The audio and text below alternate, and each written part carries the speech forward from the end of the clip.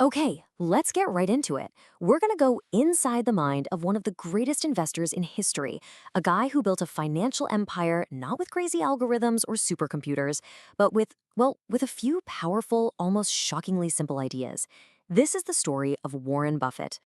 The first thing you have to understand is just how different he is. On one side, you have Wall Street, the chaos, the high-frequency trading, the speculation. And on the other side, you've got Buffett.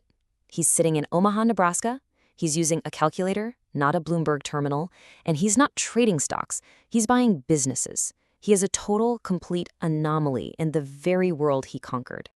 So that's the big question, isn't it? How did this guy from the middle of nowhere with his simple tools and his folksy wisdom manage to run circles around almost everybody else in the game?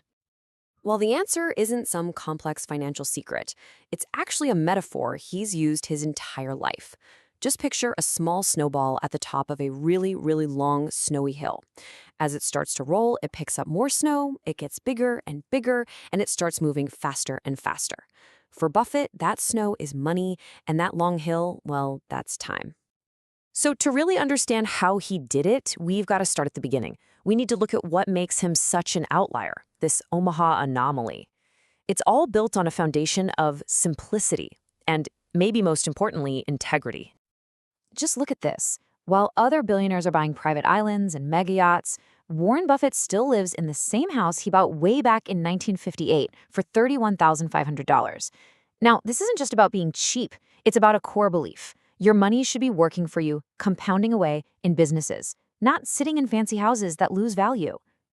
And that idea of compounding, of getting that snowball rolling, man, it started so incredibly early for him. We're not talking about his 30s or 40s. He was packing that first snowball when he was just a kid. He just got it. He understood how to turn $1 into $2. And these weren't just kids' jobs, He was buying 6-packs of Coke and selling the bottles individually for a profit. He was learning about margins. And with his pinball machines, he didn't just spend the quarters that came out. No way. He used that money to buy more machines. He was learning how to reinvest and scale a business. By the time he was out of high school, he'd saved $5,000, which is like 60 grand today. The kid was richer than his teachers. But listen, raw talent will only get you so far. To build a true empire, Buffett needed a framework, a real intellectual system. And he found it from two men who would completely change his life, Benjamin Graham and the legendary Charlie Munger.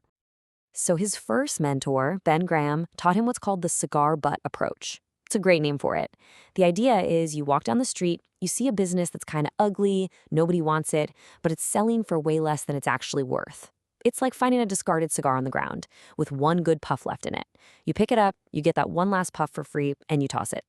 Simple, pure, deep value. And then Charlie Munger came along and just blew that whole idea up. He completely evolved Buffett's thinking. Munger's point was brilliant.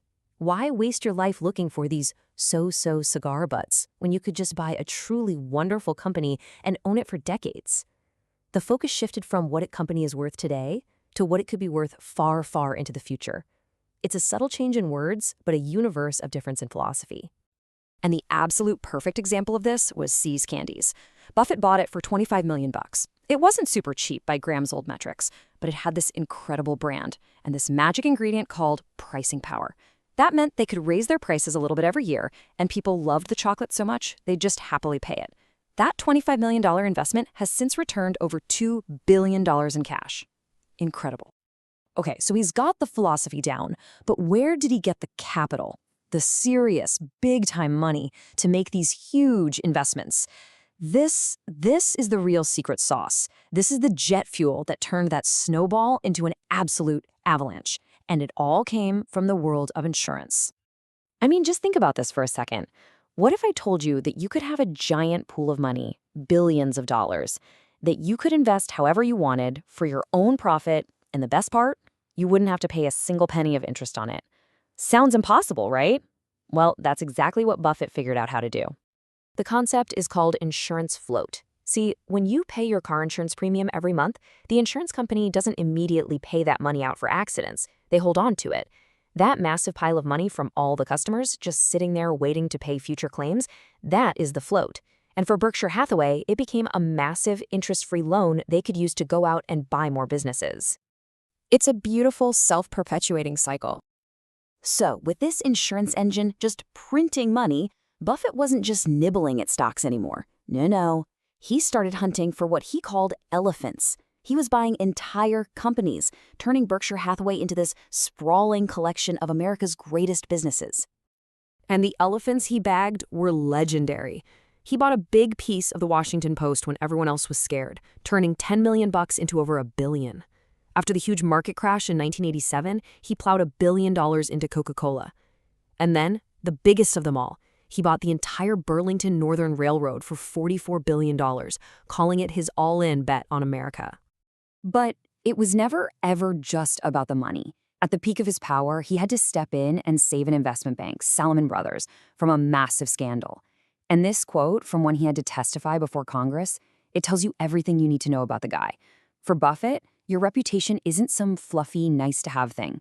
It's everything. It's the most valuable asset you have. And this just proves he's not rigid.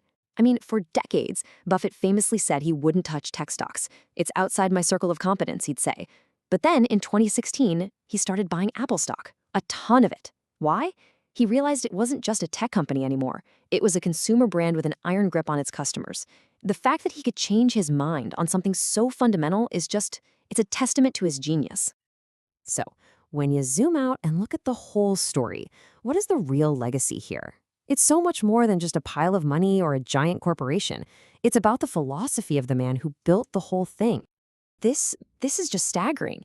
He has pledged to give away 99% of his fortune. 99%. He talks about winning the ovarian lottery. Basically, he got lucky being born in the right place at the right time. He doesn't see himself as the owner of all this wealth, but more like a steward whose job is to put it to good use for society. So at the end of the day, Buffett's real legacy isn't the Berkshire stock price, it's the philosophy. He proved that you don't need a PhD in math to be a great investor.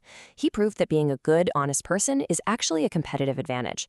And most important of all, he showed that in a world that is obsessed with what's happening tomorrow, the person who thinks in terms of decades almost always wins. And that really leaves us with this one last thought, which might be his most powerful. In finance, arbitrage is a fancy word for a risk-free profit. In a world that's all about speed and instant gratification, Buffett's greatest discovery was that simply being more patient than everybody else, well, that's the ultimate advantage. That's the ultimate arbitrage.